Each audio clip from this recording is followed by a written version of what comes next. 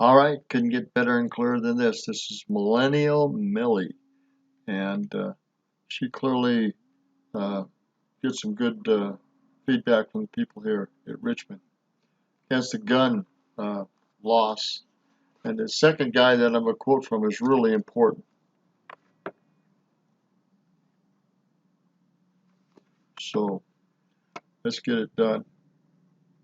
In the message of trying to keep freedom alive in this nation. And I mean, look at the number of people that are here. All these people are ready to stand and, you know, to fight, to die a lot of times for the freedom, because we know that wherever freedom comes from, that gives us the rights to, for our religion, for our speech, for doing what you're doing right now. Most people aren't thinking about the cost of this. There's just a handful of people who are saying that this is the will of the state, and it's not. There's just a handful of people that are causing millions and millions of dollars. How are they held accountable for that? They're causing extra judicial processes. They're causing everybody to take off of, you know, whatever they're doing to come here to try to save what's already in the Constitution. When are they held accountable for violating their oath of office? And when are they held accountable for violating the Constitution? That's so important. They violated not only the state constitution, but the federal constitution, national constitution of the United States, and they're not held accountable for that, those abuses of power. To these counties, the green counties were the ones that declared. Counties, that's right. The green counties are the counties that have chosen to be sanctuary cities and counties for the Second Amendment rights. That's exactly right. That's pretty amazing. Again, the governor says that won't uphold in court, but we'll see. Pretty powerful stuff. These guys are getting after it. They're commissioners, and they can see change locally and protection locally, and it says a huge message. I mean, look at that map. It's green. It's 94% of all the counties in Virginia. You know, that's huge. You have 3 members of the North Carolina General Assembly here showing solidarity for our neighbors. We're here to let Virginia know that North Carolina stands with them, and we're not going to put up with this in our state. The North Carolina General Assembly has drafted this letter. It was actually, I authored it. We have over 52 members that signed it in supporting the citizens of Virginia, and you can have this, supporting the citizens of Virginia in their fight for their Second Amendment rights. I want you to recall in history that North Carolina was the linchpin in codifying the Constitution and the Bill of Rights. And the reason that we stood back and said no is we insisted on the Second Amendment in North Carolina. We're the ones that said we'll do it. We were the final ones to sign. Now, we're here today to show the people of Virginia that we stand with them yet again. We did it in the Revolution. We'll do it again. We'll continue to do it. It tells you in here that we believe that what's happening here in Virginia is the same thing that happened in Williamsburg when Lord Dunmore took the powder from the colonial citizens. We believe that Northam may actually be a descendant of Lord Dunmore. Wow. Okay? That's why we're here today, to let the people of Virginia know that North Carolina, our sister state, and we will stand with you, whatever it takes. And yes, we'll lay down our lives if necessary. I'm a retired Marine. I spent 20 years protecting that right, and I'll be damned if I'm going to sit by and watch it disappear without a shot ever being fired. Which is not to indicate I want a shot fired. But we're not going to let our politicians take what our enemies were not able to. USA! USA! Wow. These people are serious. And this stupid governor and the Dems that are doing this crap need to be put in their place again. We got to get out and put these people out of office and legally go after them where we can. This guy talks about a cultural part of our nation. He's very well right. Meanwhile, you know, you've never seen more open carry guns outside of a gun show, I guess. and nobody feels threatened. Everyone's being like extreme. Let's go back to his beginning.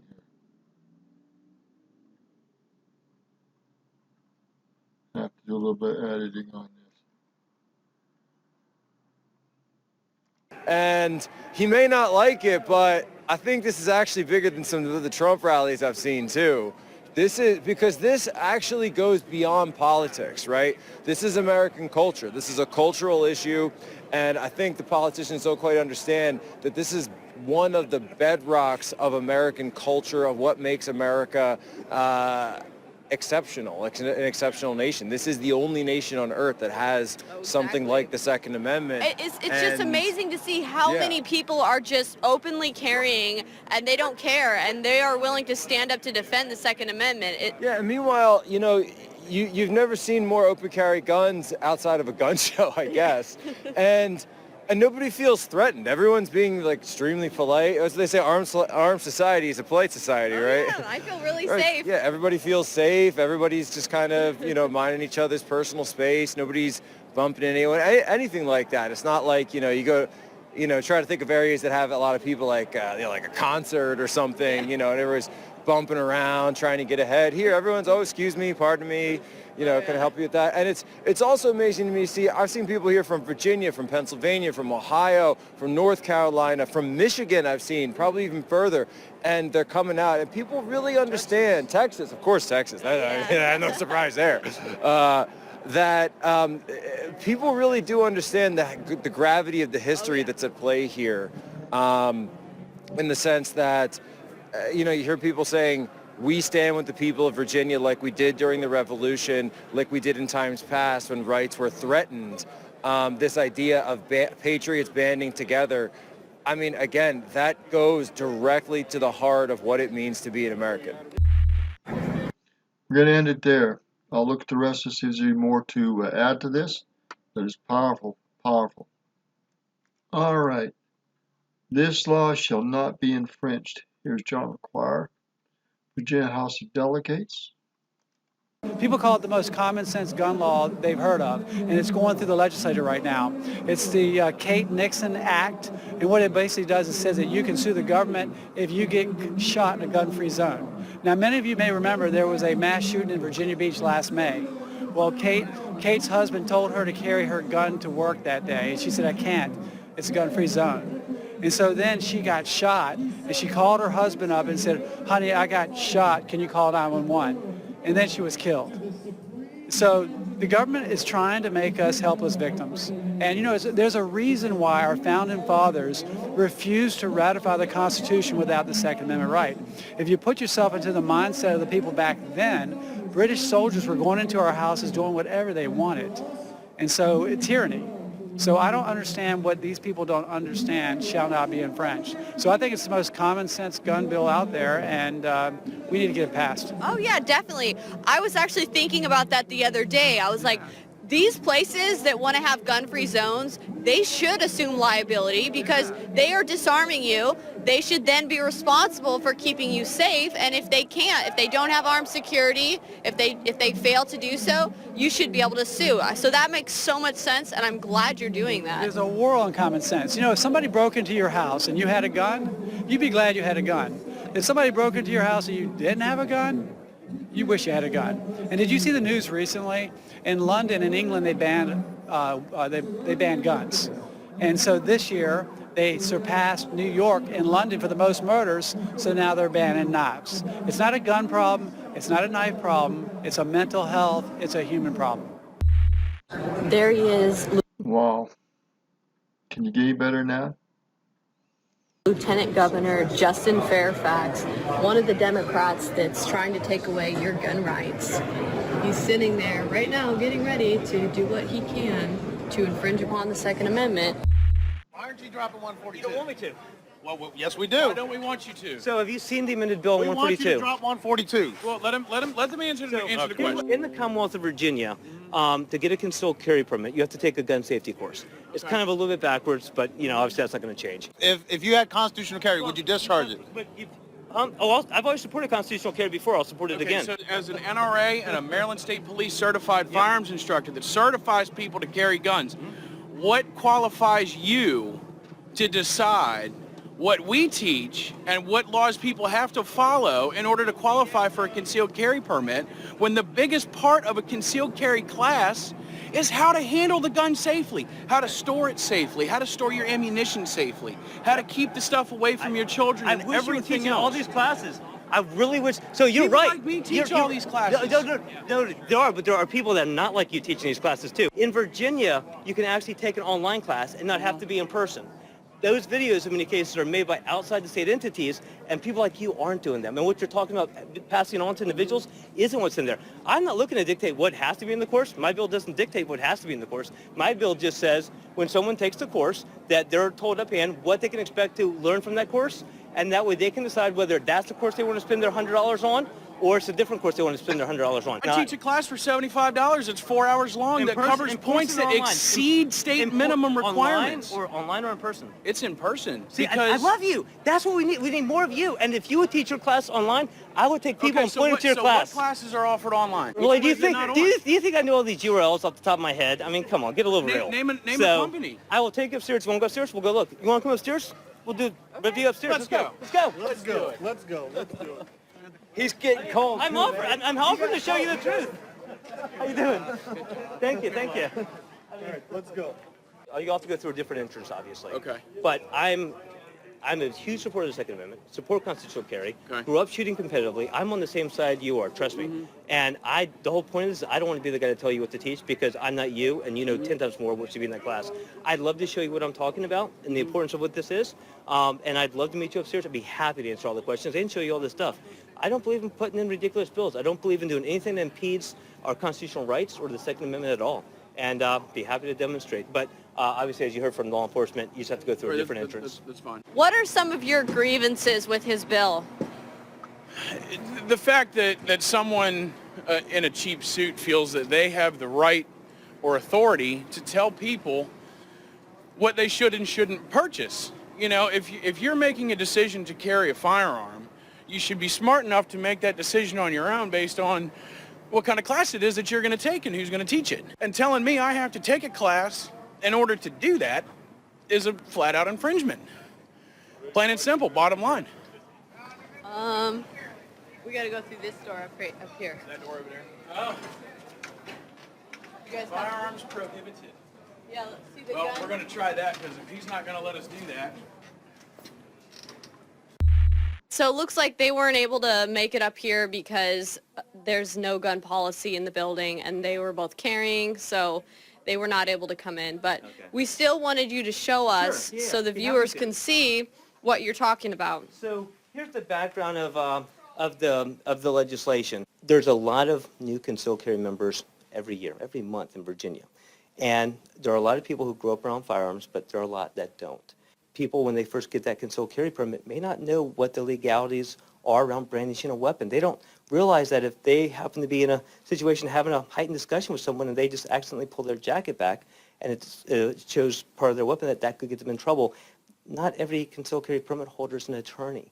So when they go to take these classes, even the online ones, Virginians are looking for something that helps them be that law-abiding gun owner. So my concern was you go and you see things like this course here. This one here is $28 to take the course, and it tells you how the course works. You sit there, you watch it, you answer 5 questions.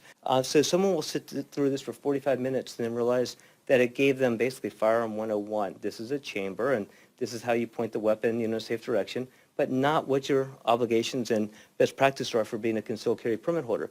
Here's another one. Once again, doesn't tell you what that video actually is, what's in that video. Is it just a Firearm 101, here's the chamber of a weapon, or this is how, you are a law-abiding gun owner, and here's your rights and responsibilities concealed carrying in Virginia.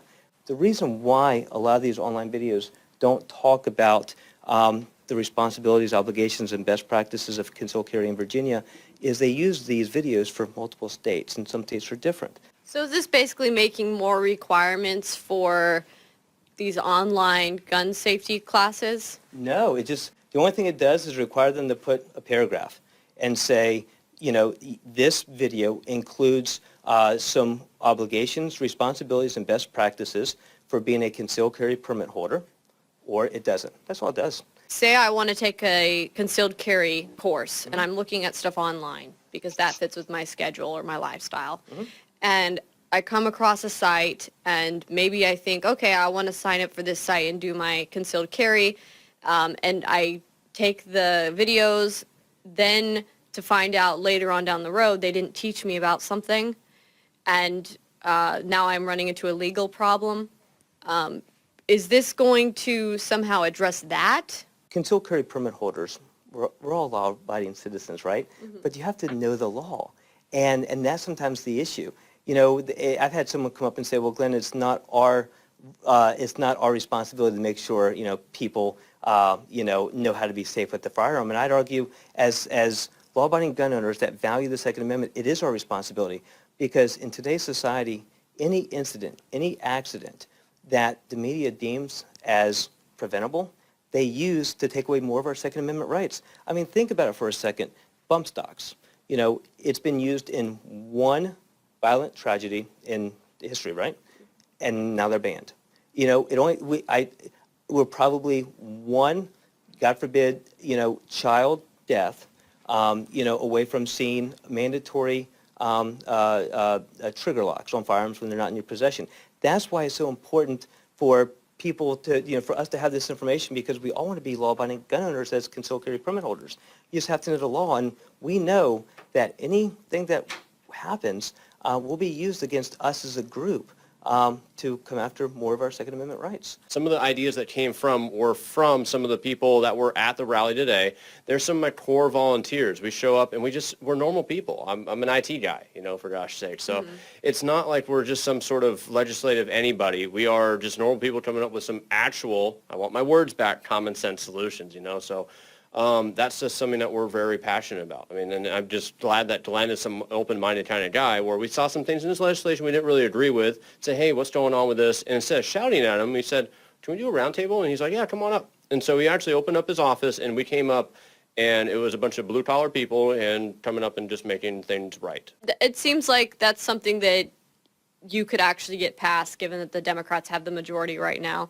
So I don't know if the Democrats like this. I mean, keep in mind, they like to say that they're for gun safety. But if they were for gun safety, would they be trying to shut down the gun ranges where people actually go, to learn about safe use of firearms, right? If they were about gun safety, would they be trying to ban muzzle brakes? I mean, we all know that the safest weapons, in many cases, especially for new shooters, are the weapons with the least amount of recoil. Muzzle brakes decrease recoil, but the Democrats want to ban muzzle brakes. So my bill is about gun safety, but I'm not sure that that's what they're interested in. Yeah. So we'll see. You'll have to see. We'll have to wait and see. All right. Well, thank you so much. Thank you. Enjoyed it. Yeah, thank you. So. All right, so there's so many things going on. But you got to think long-term as well as short-term and legally everything in between, because make no mistake about this, this is a politically charged and emotionally charged situation. I believe in good training. I believe in great prevention and that training, and I believe in legalities. One of the companies that does the legal protection and you pay for it, I think is a great company. But they not protect your rights, but they legally try to encourage you to take the training that's necessary to know your legal rights. And I think to get around a lot of this stuff, we should encourage one another to get both the legal rights and training as well as the firearm safety and training. They're two separate components, but they, in my opinion, they should be combined. I'm going to let it go there. She does some good reporting. It's Roger Martin from Billings, Montana. Good day. So the Second Amendment rally in Richmond, Virginia has concluded, and many of the people have left and went home. And not a single shot was fired and no incidences of violence or rioting, despite the fact that the mainstream media like to hype tensions and stoke fear. And do all the political propaganda, scare tactic crap. Anyhow, really going to end it there. Again, it's Roger Martin from Billings, Montana. Think about consequences, both legally, emotionally, financially, and otherwise. Legal training needs to be given, as well as physical training and safety and prevention training in the firearm situations. I don't know why we just don't combine the two and update the two and required updates so you can stay abreast of stuff with the sealed carry permits. You should require that training so you know what's going on, and you should be offered people that will help you out legally as well as financially in this situation. Good day.